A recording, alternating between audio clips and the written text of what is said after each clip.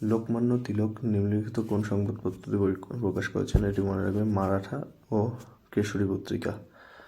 এরপরে বাকি পত্রিকাগুলোও আমরা জেনে নিই। যুগান্তর পত্রিকা মনে রাখবে 1906 সালে প্রতিষ্ঠিত হয় কলকাতায় এবং বারীন্দ্র কুমার ঘোষ, অবিনাশ ভট্টাচার্য এবং ভূপেন্দ্রনাথ দত্ত এই তিনজন মিলে এই পত্রিকাটি প্রকাশ করেন।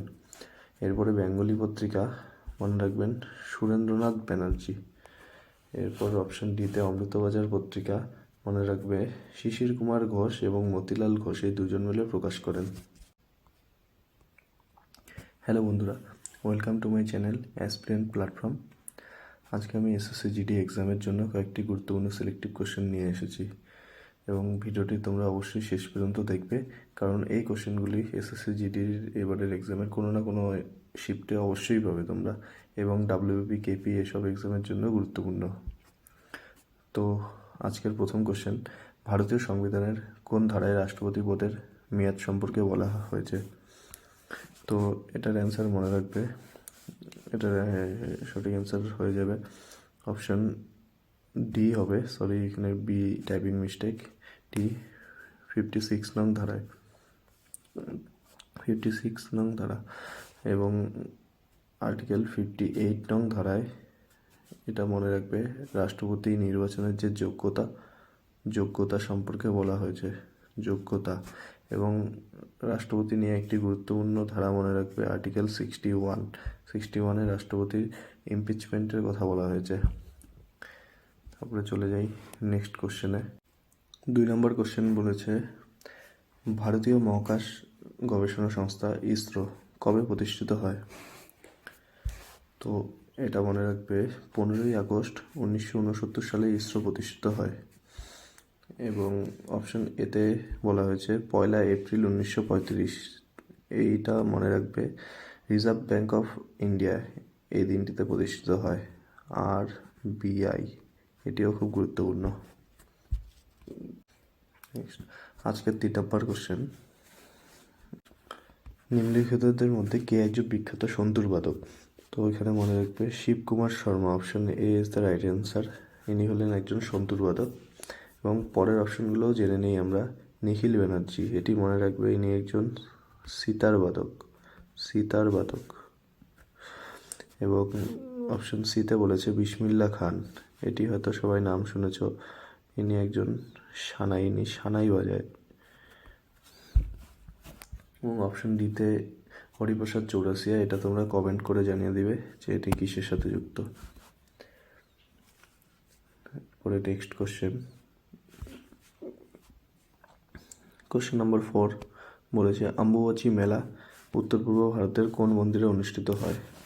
তো এটা মনে রাখবে কামাখ্যা মন্দিরে অনুষ্ঠিত হয়।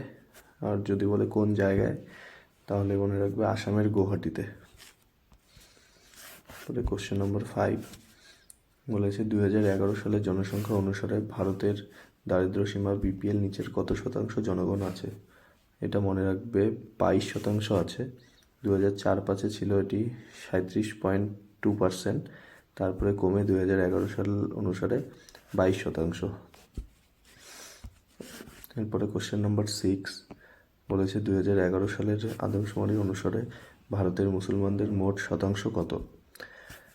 এটি অ্যান্সার হয়ে যাবে 14.2%। এবং যদি জিজ্ঞেস করে হিন্দুদের কত, মনে রাখবে 79.8%।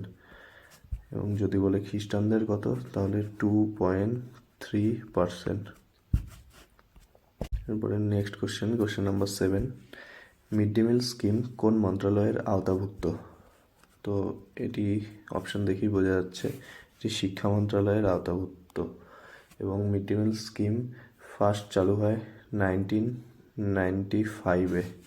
আর কোন পঞ্চবার্ষিকী পরিকল্পনায় যদি জিজ্ঞেস করে, মনে রাখবে অষ্টম পঞ্চবার্ষিকী পরিকল্পনায়, অষ্টম।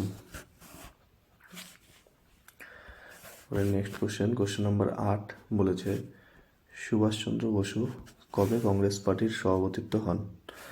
তো এটার অ্যান্সার হয়ে যাবে 1938 সালে। এবং যদি বলে কোন অধিবেশনে, মনে রাখবে হরিপুরা অধিবেশনে সভাপতিত্ব হন।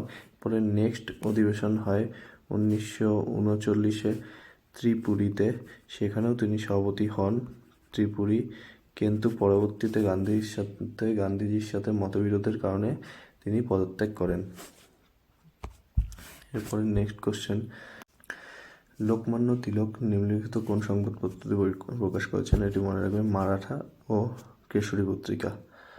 এরপরে বাকি পত্রিকাগুলোও আমরা জেনে নিই। যুগান্তর পত্রিকা মনে রাখবে 1906 সালে প্রতিষ্ঠিত হয় কলকাতায়, এবং বারীন্দ্র কুমার ঘোষ, অবিনাশ ভট্টাচার্য এবং ভূপেন্দ্রনাথ দত্ত এই তিনজন মিলে এই পত্রিকাটি প্রকাশ করেন। এরপরে বেঙ্গলি পত্রিকা মনে রাখবেন সুরেন্দ্রনাথ ব্যানার্জি। এরপর অপশন ডিতে অমৃতবাজার পত্রিকা মনে রাখবে শিশির কুমার ঘোষ এবং মতিলাল ঘোষ এই দুজন মিলে প্রকাশ করেন। এরপরের কোশ্চেন নাম্বার 10 বলেছে 2024 সালের সেপ্টেম্বরে সম্মানজনক দাদাসাহেব ফালকে পুরস্কার কে পেয়েছেন? তো এই কোশ্চেনটা কারেন্ট অ্যাফেয়ার্সের মধ্যে তোমাদের পড়ে গেল, এটা আসার চান্স খুবই।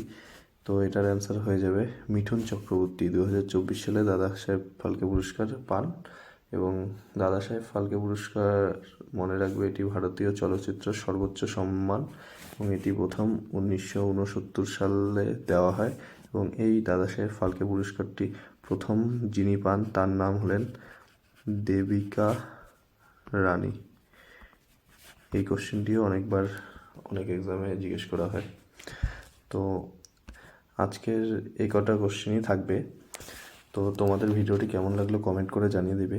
নেক্সটে তোমাদের জন্য আরও জিকে নিয়ে আসবো আমি, SSC, GD, WB, Kolkata police এই সমস্ত এক্সামের জন্যে। তো চ্যানেলটি সাবস্ক্রাইব করে রাখবে এবং বেল আইকন অন করে রাখবে, যাতে ভিডিও নোটিফিকেশন খুবই তাড়াতাড়ি তোমাদের কাছে যায়। তো নেক্সট ভিডিওতে দেখা হচ্ছে।